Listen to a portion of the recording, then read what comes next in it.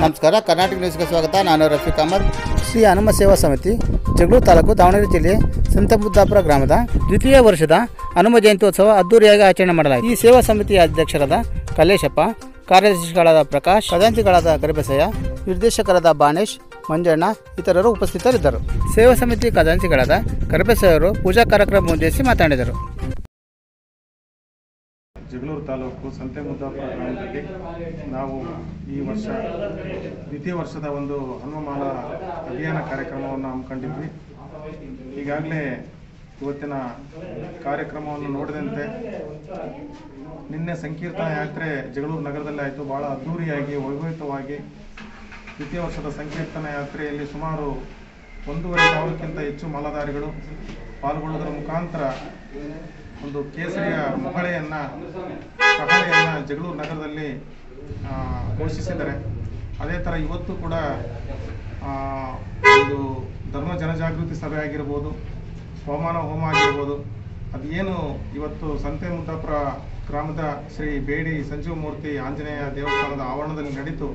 ತುಂಬ ಚೆನ್ನಾಗಿ ಅಚ್ಚುಕಟ್ಟಾಗಿ ನಡೀತು. ಬೆಳಗ್ಗೆ 7:30ಯಿಂದ ಪ್ರಾರಂಭವಾದಂಥ ಹೋಮ ಸುಮಾರು 9:30 ಗಂಟೆಗೆ ಪೂರ್ಣಾವತಿಯ ಮುಖಾಂತರ ಸಂಪೂರ್ಣ ಸಮಾಪ್ತಿಯಾಯಿತು. ಸುಮಾರು 1,500ಕ್ಕಿಂತ ಹೆಚ್ಚು ಮಾಲಾಧಾರಿಗಳು ಆ ಪವಮಾನ ಹೋಮದಲ್ಲಿ ಪಾಲ್ಗೊಂಡಿದ್ದರು. ತದನಂತರ ಧರ್ಮ ಜನಜಾಗೃತಿ ಕಾರ್ಯಕ್ರಮ ಪ್ರಾರಂಭ ಆಯಿತು. ಅದಕ್ಕೆ ಚಿತ್ರದುರ್ಗದ ಶ್ರೀ ಮಾದಾರ ಚೆನ್ನಯ್ಯ ಪೀಠದ ಗುರುಗಳಾದಂತಹ ಶ್ರೀ ಬಸವಮೂರ್ತಿ ಮಾದಾರ ಚೆನ್ನಯ್ಯ ಮಹಾಸ್ವಾಮಿಗಳು ಕೂಡ ಭಾಗವಹಿಸಿದರು. ಅದೇ ರೀತಿ ಬೆಂಗಳೂರು ಯಲಹಂಕದ ರಾಮಕೃಷ್ಣಾಶ್ರಮದ ಪಟ್ಟಾಧ್ಯಕ್ಷರಾಗಿರುವಂತಹ ಸ್ವಾಮಿ ಸಂತ ಅಭಯಾನಂದ ಮಹಾರಾಜ್ಜಿ ಕೂಡ ಈ ಒಂದು ಕಾರ್ಯಕ್ರಮದಲ್ಲಿ ಪಾಲ್ಗೊಂಡಿದ್ದರು. ಅದರ ಜೊತೆಗೆ ದೇವಾಲಯ ಸಂವರ್ಧನಾ ಸಮಿತಿಯ ರಾಜ್ಯ ಸಂಯೋಜಕರಾಗಿರುವಂತಹ ಶ್ರೀಯುತ ಮನೋಹರ ಮಠಜ್ಜಿಯವರು ಪಾಲ್ಗೊಂಡಿದ್ದರು.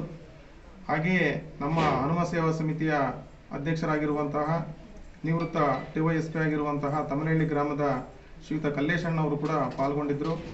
ತುಂಬ ಚೆನ್ನಾಗಿ ಸಾಮರಸ್ಯವಾಗಿ ಸಮಾಜ ಹೇಗೆ ಬದುಕಬೇಕು, ಹೇಗೆ ಬಾಳಬೇಕು ಅಂತಕ್ಕಂಥದ್ದನ್ನು, ಜೊತೆಗೆ ಈ ಸನಾತನ ಧರ್ಮದ ಮಹತ್ವವನ್ನು ಜನರಿಗೆ ತಿಳಿಸೋದ್ರ ಮುಖಾಂತರ ಒಂದು ಸಾಮರಸ್ಯದ ಸಂದೇಶದ ಪ್ರತೀಕವಾಗಿ ಈ ಒಂದು ಹನುಮಮಾಲಾ ಕಾರ್ಯಕ್ರಮ ಈ ಸಂತೆಮುದ್ದಾಪುರದಲ್ಲಿ ಜರುಗಿತು.